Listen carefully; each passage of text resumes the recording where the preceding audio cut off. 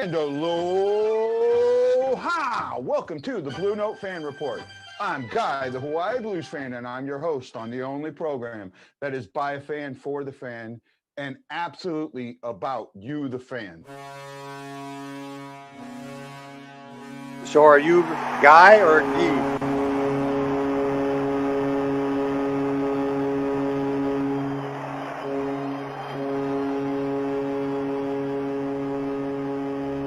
Ed Danowski. You're not in Hawaii? I wish. To Mr. Gary Younger. Hi, Guy. Hey, sir, how are you? And Brock, how are you doing? Doing great, sir. Doing great. Honored to have you on the show.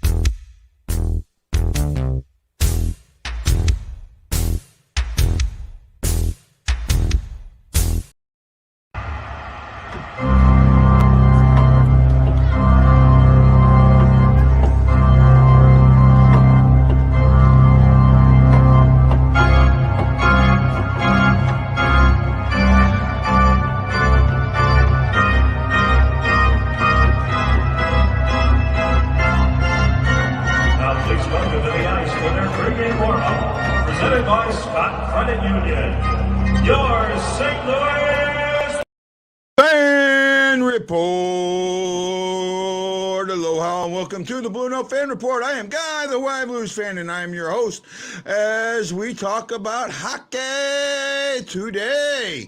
This is the 8th and final preseason game for the St. Louis Blues. The NHL has 2 more days of preseason. They will wrap it up on Sunday, and the season will start on Wednesday.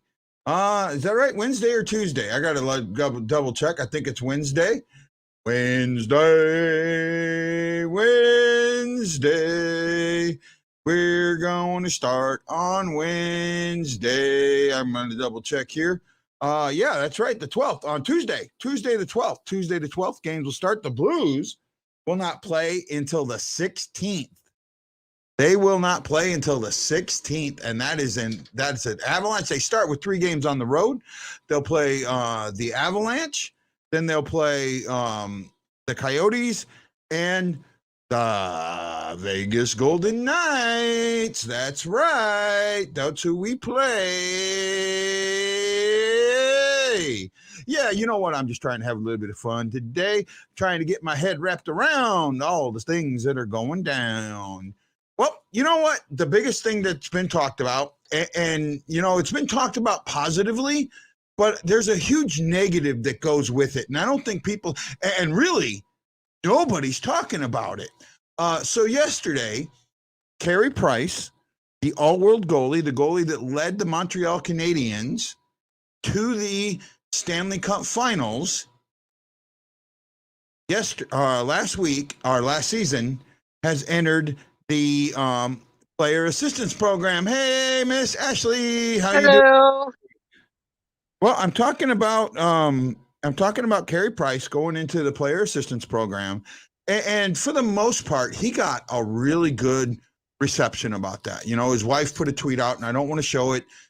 I know it was public, but it's kind of personal, and it goes into a lot of this. But I see a pretty big negative on this. We're both in a group, and I don't want to mention this group. We have had some pretty heavy discussions on Bennington. Mm-hmm. In those discussions, one of the things that was brought up was, well, at least we don't have Jake Allen needing a mental break in the middle of the season. Right? You remember that comment? Yeah. Okay. So this isn't me making it up. I want people to understand this isn't me making it up. This was the actual comment.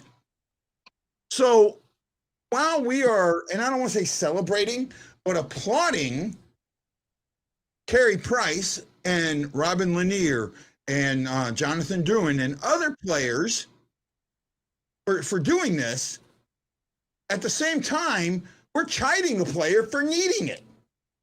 And that's an issue, right? And that issue is amongst Blues fans. It really is. Yep. I'm going to get blasted for it but it's true. I'm sorry. You bring up Jake Allen, and one of the first things you hear about was, well, he needed that mental break. I can't fault anyone for taking care of their mental health. I have my own health issues, and if they need help and they're reaching out, they should be embraced. It should be a positive thing. So the fact that anyone brought that up about Allen really grinds my gears. Yeah, and I'm not trying. Look, I'm not trying to single. I don't want to single anybody out. I don't want to, but I just want to say. But this is something that consistently comes up, and the reason I bring it up is because tonight's a huge night for this team. Yes, this team has not had. I'm sorry, has not had a good preseason. Oh, not at all. Okay, so I'm not the only one saying this. No. You, me, and the other two people watching us. So You'll we'll have see. to forgive me because I'm currently in a drive-through. Yeah, let's go. What you ordering me? But I didn't want to leave you hanging, Ashley. I didn't want to leave you hanging. Oh no, you're fine, Ash. You are absolutely fine. No, this is exactly why I have the discussions that I have about Bennington. I'm gonna back out and come back. I'm sorry. Okay, no problem. I'll be right back. Right, no problem. By the way, for the two people that are sharing this, please, who are watching this, please share it out, man. Let people know about the show. It's not a bad show. I'm not a bad person. Hoorah! Okay. So I'm gonna save my comments till a little bit later. You might notice this hockey stick here in the back. I got something pretty interesting in the mail today. Make sure I get the right one. Yeah, there we go. Got something pretty interesting. Oops, I just got hit in the fan. In the mail today. See if anybody recognizes that. Got really lucky with this, but this is and I won't call game because I don't have the certificate, but it is practice used. Got the don't know if you can see it. MJH right there. Pretty cool, I think. I like it. Yes, this is Hoffman's stick. While I was in St. Louis, I know somebody, and that person asked me if I wanted one. I said, absolutely. They said, well, we'll take care of it. And I got that today. I also got and this is, you probably won't understand why I got this one, but I have Pagnazi stick. That is awesome. Well, here's the thing. This is not game used. This was one that he ordered, right? But never used, right? Yeah. But why would I get a Pagnazi stick? Well, the reason I got a Pagnazi stick is me and Pagnazi are the same size. I can play with this one. That's awesome. Right? I mean, it's a little shorter. I got to bend down a little bit. I can't stand straight up with it, especially with my messed up hand. But this is the stick once things kind of open up. Aim over so you guys can see it. Once things, oh shit. Getting about that damn fan. There we go. That is sweet. Well, the Hoffman stick, that goes along with my game used puck, my goal scored puck, and my jersey, my game worn jersey.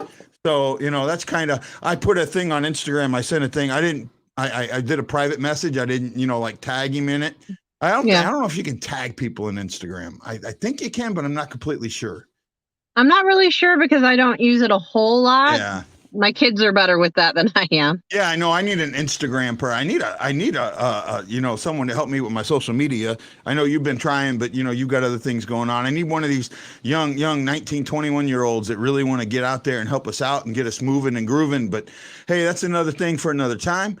This is going to be an interesting game today, right?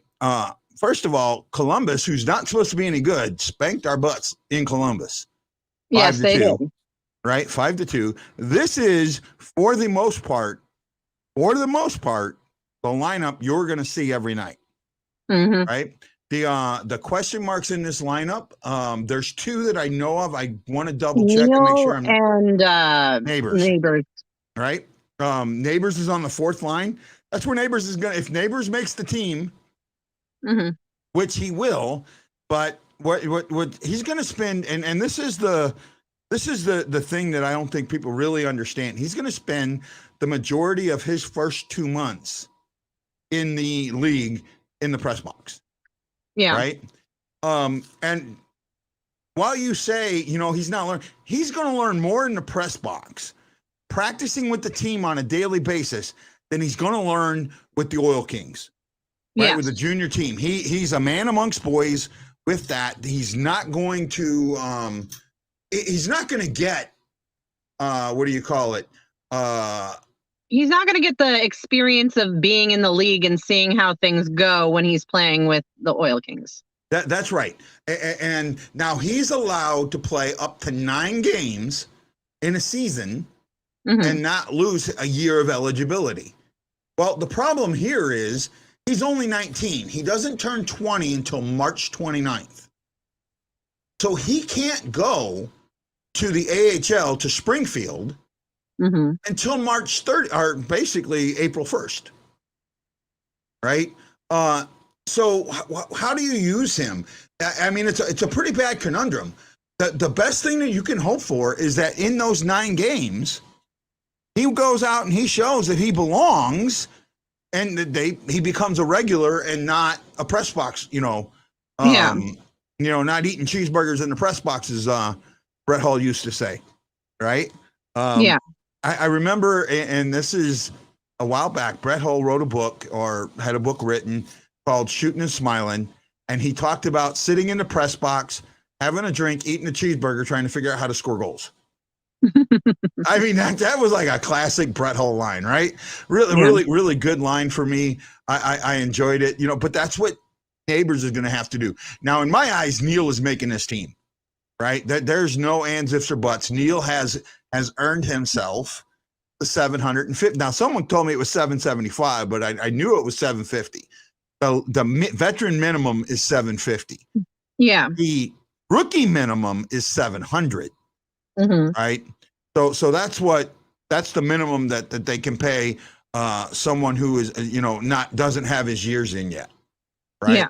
I think pay him more, but that's so with the salary cap issues. And here's the thing, Neil's getting paid more than 750,000.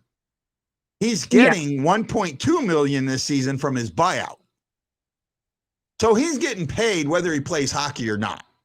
Exactly. Right. So for him, this is a very competitive guy. This is a guy that knows how to score. This is a guy that brings something we did not have last season, which was net front presence. We absolutely need that this season. We need that net front presence. We need that. Joshua could bring that. Now, Joshua hasn't been sent down yet. Right? I don't think he's been sent down yet. They said I don't think he has either, but I think he starts out on the taxi squad. Well, no taxi squad this season. Oh. Nope. No, so you're allowed a 23-man roster, right? Well, that is awesome. No, so you have 20 on the ice and you can have 3 in the press box. Okay. Right? That's 12 let me sure I get this right. It's 12 forwards, 6 defensemen, and 2 goalies. You will see sometimes go 11 forwards with 7 defensemen, or I've even seen, it's rare, but you'll see 15 or 13 forwards and 5 defensemen. Now, when that happens is when you have a defensive forward that can play defense. Yeah. You will see that happen at times, but it's very, very, very rare, right? Now, the other thing is you have to be cap compliant every single game. The way they do this, there is a daily cap, right? Each player has a daily cap hit.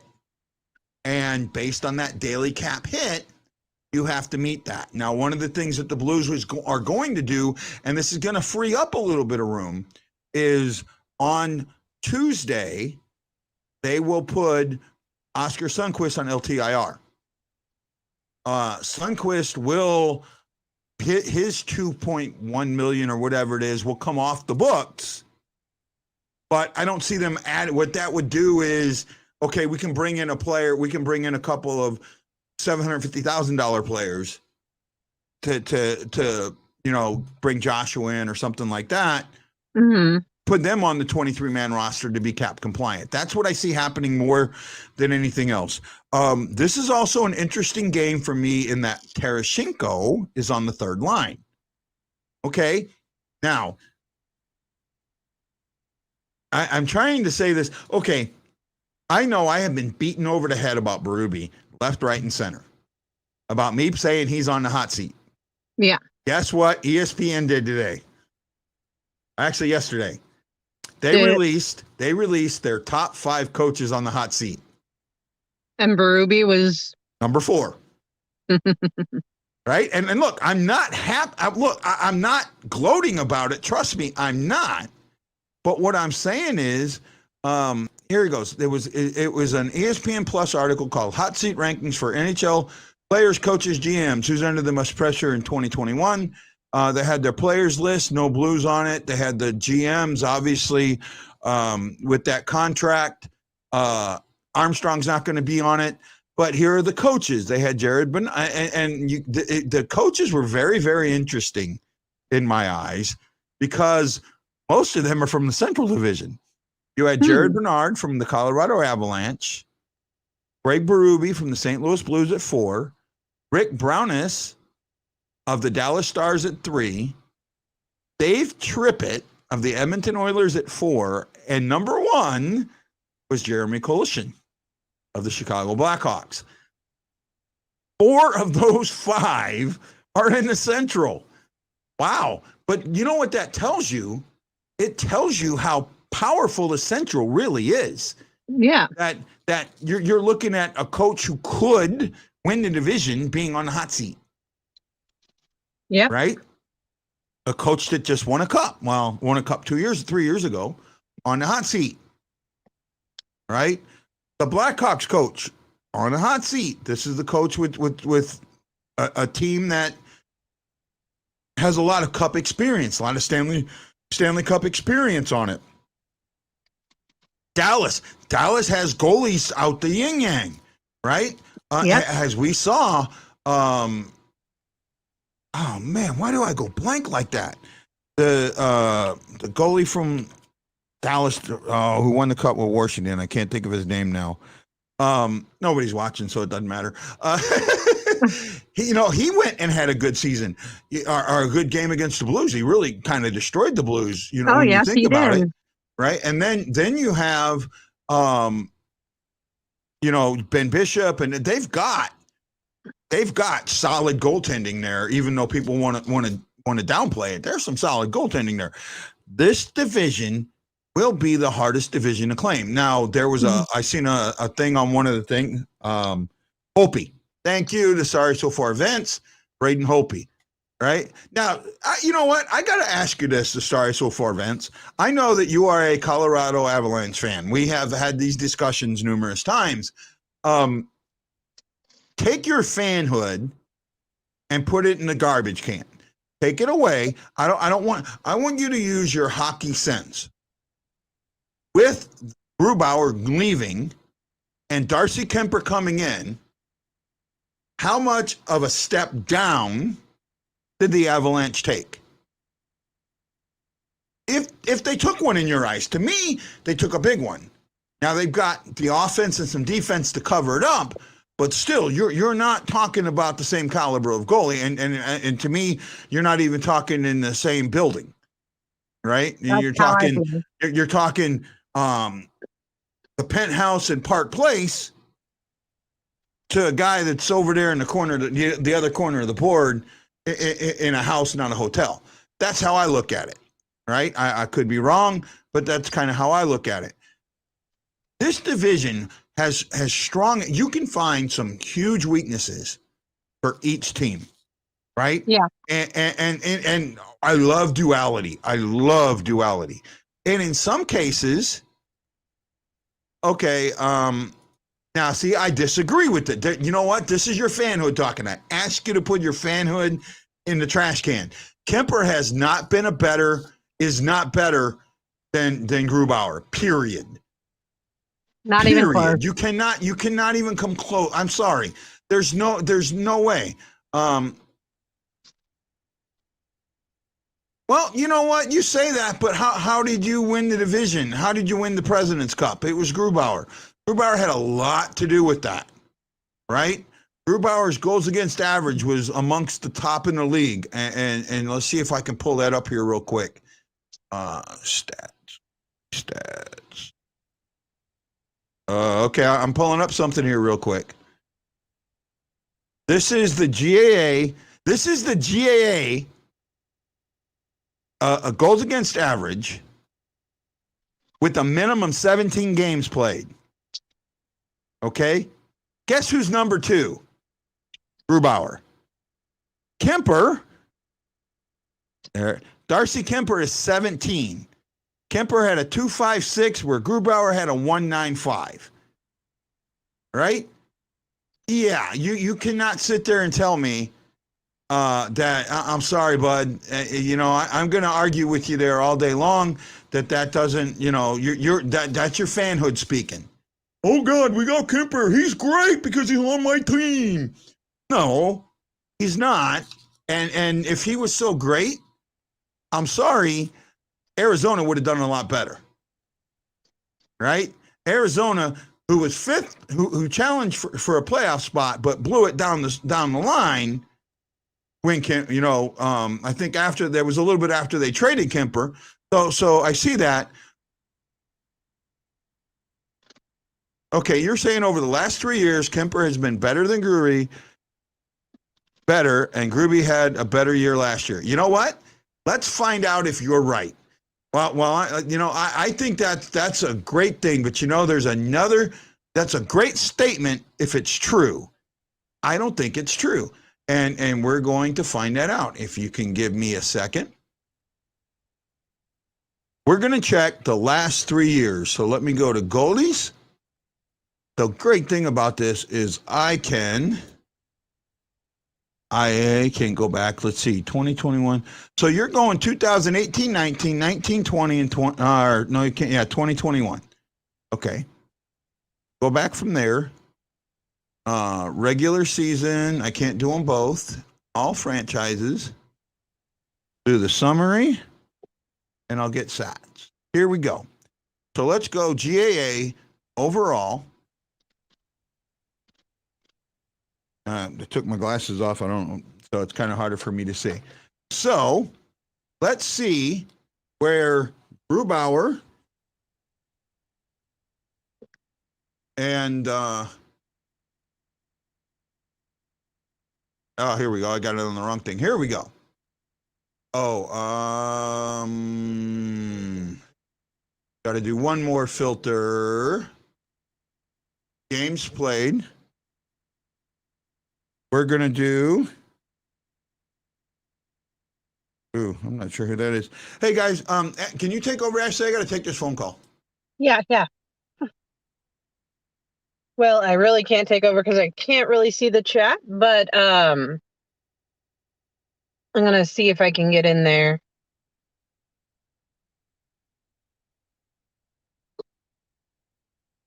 Vince, I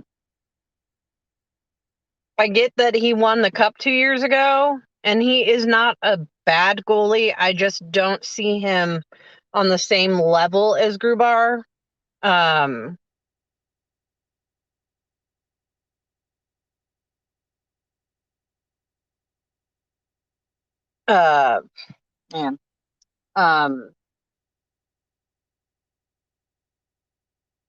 I kind of like the idea of Tarasenko being on the third line today because it gives us a good look at Buchnevich and Saad.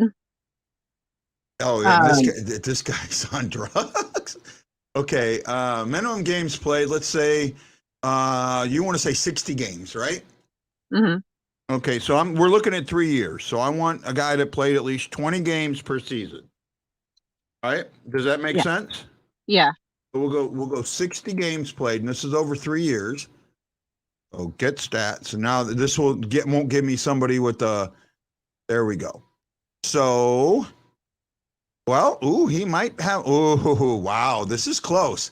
So in the last 3 years, Kemper played 111 games. Started 111. Grubauer played 108. Started it. Kemper was 53-42 with 13 overtime losses. Grubauer was 66-30 with 10 overtime losses. Kemper's save percentage was .922. Grubauer's was .912. Kemper's GAA was .235. Grubauer's was .238. Both had 2 assists. Kemper had some penalty minutes. Kemper played a little more time on ice than Grubauer did. I mean, that's a lot more even over 3 years than I would have expected. But he's not. I don't think that he's better, right? He says Kemper faced around 800 more shots in 3 years, has a .235 and a .924. I don't think that save percentage is right. Let me look. Let me go back and look just to make sure. Grubauer's was .918 to .922. Darcy Kemper's was .922. Grubauer's was .918. Shots were 32.90 to 31.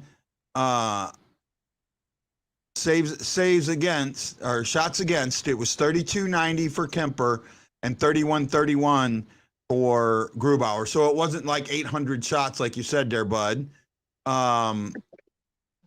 What did you say here? He goes, and I want to make sure I read this right. Kemper around 800 more shots in 3 years. No, he didn't. It was less. It was just a little over 100 more shots, right? So no, it's not way different. If both on Colorado, Kemper's numbers way better. Well, I don't think so.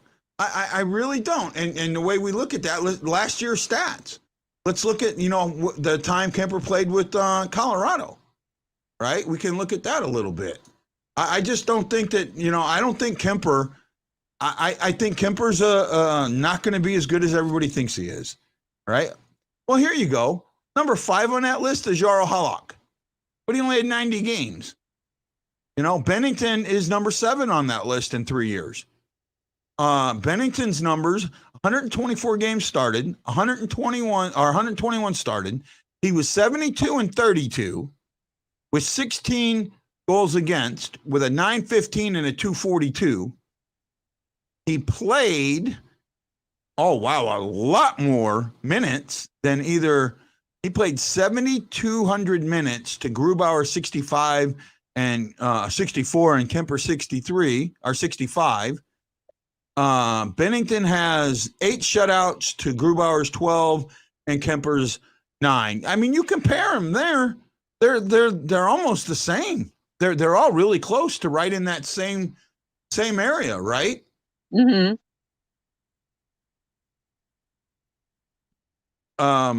Numbers speak for themselves, like at this article. What article are you talking about, bud? I'm not sure where you're going, but I disagree. Kemper is not that much better. Well, here you go. Numbers are one thing. Eye test is different. Eye test tells me that Grubauer's better. Right? Do you agree or disagree there, Miss Ashley? I mean, if I agree with you, then I can throw it in your face about your Bennington argument, so I can't.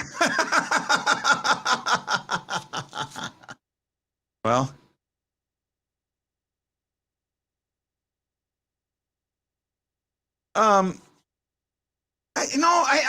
okay, you can say that, but I'm sorry. You look at Kemper's style. I don't think Kemper's style matches up well. I think your defense was more because of your offense. Your defense had a lot more to do with your offense scoring 9 goals a game, right? Teams played from behind, left, right, and center. They were never able to set up a good defense against your game, right? You guys were up ahead all the time. Go back once against Arizona 2 years ago and tell me who had a better series, Grubauer or Kemper. Okay, 2 years ago was in the bubble, right? And everyone sits there and tells me the bubble doesn't matter, because when I bring the bubble up with Bennington, I get told, what do I get told? More to a game than numbers. All right, there you go. So, you can sit there and go that. And while you say that, Arizona wouldn't even have been in the playoffs hadn't it been for the bubble. All right, so that there's something to be said about that. You know you know, I'll put it to you this way: had the bubble, right? Well, I mean, you're gonna go your way. I'm gonna go my way. I say no.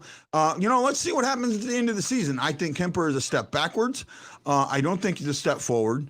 And he's not even right in my eyes. While the numbers say one thing, the